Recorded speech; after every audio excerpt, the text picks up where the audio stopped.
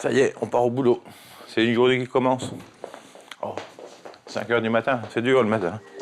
Fred est cafetier. Comme tous les matins, il part au travail. Et pour ça, regardez, il descend juste un escalier. En 10 secondes, ça y est, il est au boulot. 5 h du matin, tous les matins. Quand on est sur place, c'est vrai, c'est quand même du temps de gagner. Hein.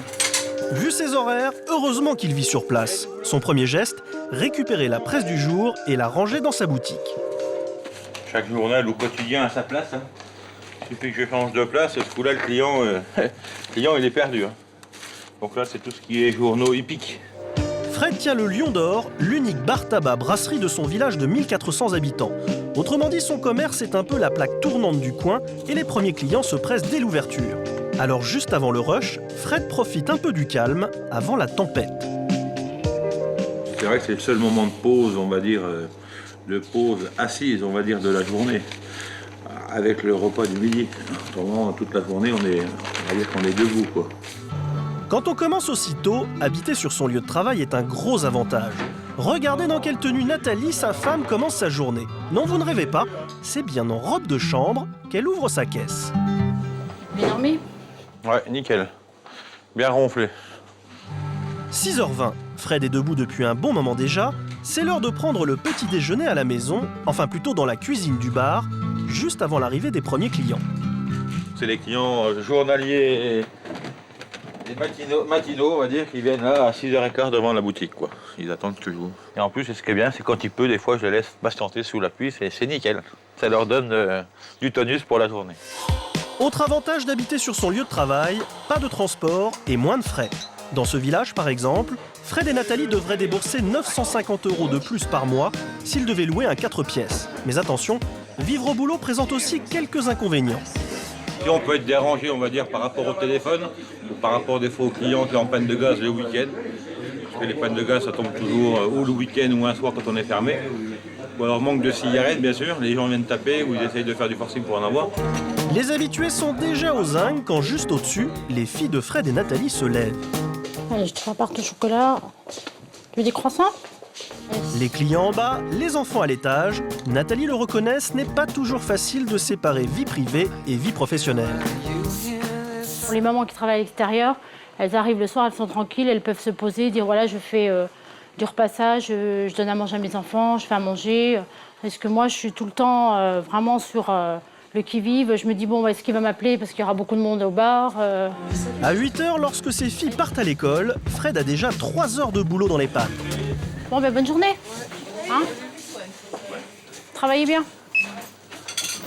Aujourd'hui, de plus en plus de Français choisissent de vivre sur leur lieu de travail comme Fred et Nathalie.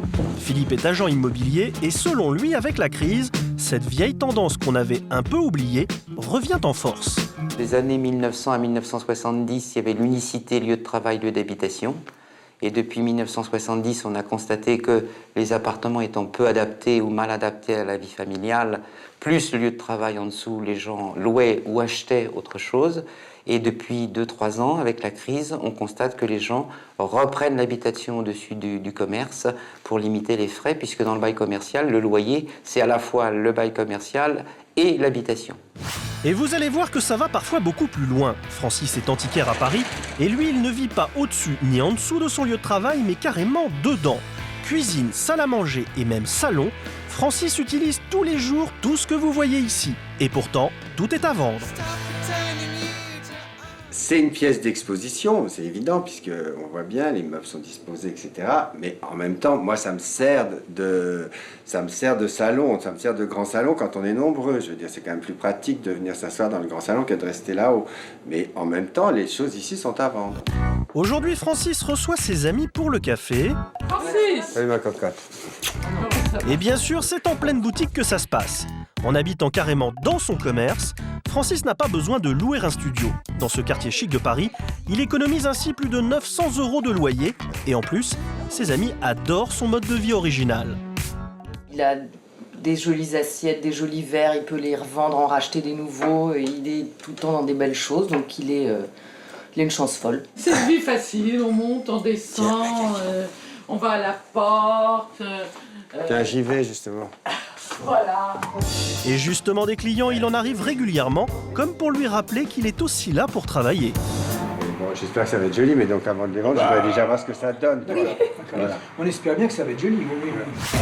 Au Lion d'Or, c'est l'heure de pointe. Avec une seule serveuse pour 30 couverts en moyenne, c'est Fred qui est en cuisine, pendant que Nathalie tient le bar.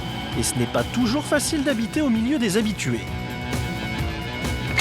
Après, on essaie de se protéger un petit peu par rapport aux clients, parce que bon, on est quand même tout le temps ici. À 18h, les filles rentrent de l'école et traversent le bar pour monter dans leur chambre. Non, on est sur l'émission 100% magazine, sur la 6. Elles filent faire leurs devoirs à l'étage. Entre le bar, le tabac et le restaurant, la vie de leurs parents ne les fait pas vraiment rêver. J'aime pas trop parce que des fois il y a du bruit et puis on est tout le temps obligé de rester au travail. À l'heure de l'apéro, tout le village est dans le bar. Du coup, quand elles ont fini leurs devoirs, les filles viennent donner un coup de main à leurs parents. Tu me fais le plein des glaçons? Glaçons, café, verre, dans un bar, il y a toujours quelque chose à faire. À l'heure du dîner, les filles préparent le repas avec leur mère et passent donc pas mal de temps avec elle. Pour Nathalie, c'est justement un autre avantage de vivre sur son lieu de travail. Les gens nous disent oui, vous n'avez jamais de temps pour votre famille, alors que si quand même, parce que bon là je peux passer du temps avec elles, même si j'ai mes clients au niveau du bar. Si elles ont besoin de moi, je peux être là. La journée, je peux aussi aller les chercher à l'école si elles finissent plus tôt. Bientôt 20h30, l'heure de fermeture. Fred pousse les derniers clients dehors. Il a travaillé 15 heures, soit 2 journées de travail en une. On sent la fatigue arriver le soir. Et quand on ferme le rideau le soir, on est bien content. Une fois le rideau fermé, la famille passe à table dans le bar tout vide. Habiter sur son lieu de travail, finalement, c'est presque un boulot à plein temps.